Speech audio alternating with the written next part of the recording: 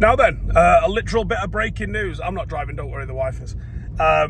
United, I'm on my way into town so we can watch the Charity Shield. And David Ornstein, by the way, has absolutely destroyed this window, innit? It is his window and everybody else is just playing games at it because he is the man that just knows when things are popping off. And he's done it again today with the De Ligt and the Mazraoui news. Both deals pretty much done. De Ligt is done. And we are waiting on Wan-Bissaka to West Ham to finalise. And as soon as that has finalised, speed bump, my bad. As soon as that has finalised, Mazraoui and De Ligt, both Manchester United players, which is, I think, sensational news. Now, the fees are ace. It's 60 million euros for the pair with a couple of bits of added extras. In pounds, that's 51 million for a right back and a centre-half. With the level of experience that they've got and the level of quality that they've got, when you roll it back to how much we actually paid for Wan-Bissaka back in 2019, I think we signed him, that's sensational bit of business. Now, obviously, you're not just going direct fee for fee there. There's transfer inflation has to be factored in, as well as the fact that you're getting two players out of this. So, brilliant bit of business there for United. They both had a couple of injuries, so we have to be well aware of that. But that's still an absolutely sensational bit of business for United. I was literally just texting Rio before when it came through, saying, what's your thoughts on this? Likes the player, likes the fee. So I think it gives us an opportunity now to go into the season just looking a little bit better now. I think we have improved at the right back area. I think having that extra centre half in defence now, obviously Euro getting injured on pre-season gives us just that little bit more strength in depth. How it shakes out when all three of them are fit, don't know, and I don't even know if you'll ever even get all three of them fit with what Martinez and that's like. I just think it's a real sensible bit of business. We obviously now have to go and look for a midfielder. That's now the real sort of desperation point, because we cannot go into the season without a midfielder. But I'll just read out exactly what Ornstein has said. So, Man United agreed deal with Bayern Munich for Matthijs de Ligt, 45 million euros plus 5 plus 1 year pending, 15 plus 5 for Mazraoui, and it rests on Wan-Bissaka. West Ham agree a 15 million fee, medical slated Sunday, Monday, finalising the exit. So if that gets done, you would expect United to get it pretty much over the line quite quickly, but we've agreed the deal with Bayern Munich for De Ligt and for Mazraoui. Also being accepted, and we have accepted West Ham's £15 million bid.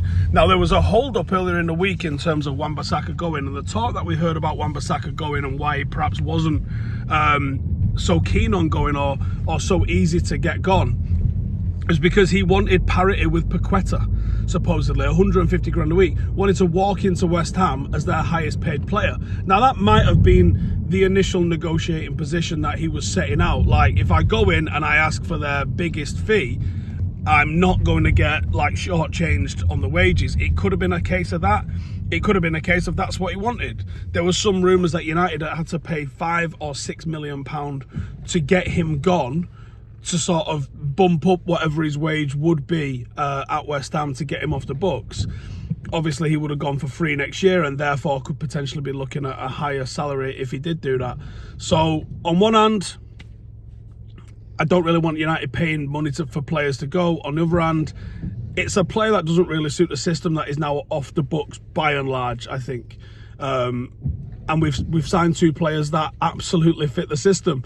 You can make all of the jokes and all the comparisons that you want about the fact that Erik ten Hag has signed a couple more players that used to play for Ajax, and the fact is he has. But the fact also is that they know his system, they know how they want to play, and I think actually the players that we've signed that have sort of fit that bill so far have been largely good, and it's just Anthony that's not quite lived up to the expectation. But I think £51 million for two players of the quality that we've just got is a real nice piece of business, and I would expect both of them to be involved, or at least off the bench. from the Fulham game onwards. Now, what does that do in terms of confidence for the season? Well, it means that we're going into the start of the season, providing there's no injuries today, and let's be honest, that's a roll of the dice, isn't it? With De Ligt and Martinez as our centre-half partnership, and then probably a combination of Dalot, Shaw and Mazraoui as our fullback choices. We've got 3 for 2 in each position. So with Euro, De Ligt and Martinez, you've got 3 to fill 2 spots. And then with Dalot, Mazraoui and Shaw, you've got 3 to fill 2 spots. And that's just first choice, first team players, let alone some of the academy lads that have done real well on tour. I think that's a great spot to have in the squad.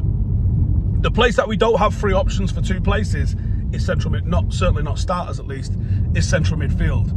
I'm reckoning that United are going to spend the next couple of weeks really pushing hard to move the likes of Casemiro and possibly McTominay on, and looking at the sheer volume of midfielders that we are linked with, including the likes of Amrabat, whether that's Ugarte or not as well. I think United are going to sign 2 more midfielders, but to get both in might require something to happen with Jadon Sancho. And I think the fact that Jadon Sancho's being linked with PSG isn't a coincidence. I think that him potentially going to PSG is, and us supposedly cooling our interest in Ugarte, are linked. I actually think that there's a deal and a conversation to be had there where, you know, United, I would imagine, are more than happy to let Jadon Sancho go. And now they're, you know, United are in a position where we can be a little bit hardball over the price of Jadon Sancho.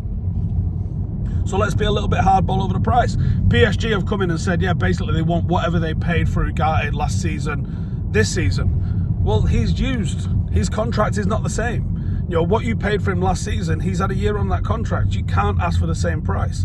So I think United are having some good negotiation tactics here. For once, I can sit here and say to you, we've just signed 2 players at good ages as well, for good money. You know, yes, there are injury issues in their recent past, but not like mad catastrophic Luke Shaw levels. I think this is good business from United. And I saw a tweet, it might have been Ronaldo actually, that said, how long before people start saying that we paid 90 million for the pair, when actually it's 51 million pound for the pair is genuinely good business.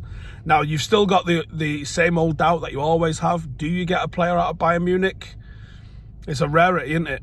It is a rarity, so there is a little bit of concern with that, but I still think that you've taken the squad forward here, perhaps for the first time this window, by bringing in not just first choice quality, but depth. So I like that. Anyway, I'm going to wrap it up there nice and easy. I'll see you after the Charity Shield, regardless of how it goes. Hoping for the best, kind of expecting the worst, I'm going to be honest with you. Please give me your thoughts on both of these transfers coming off in the comments below, and I will see you after the game. Laters.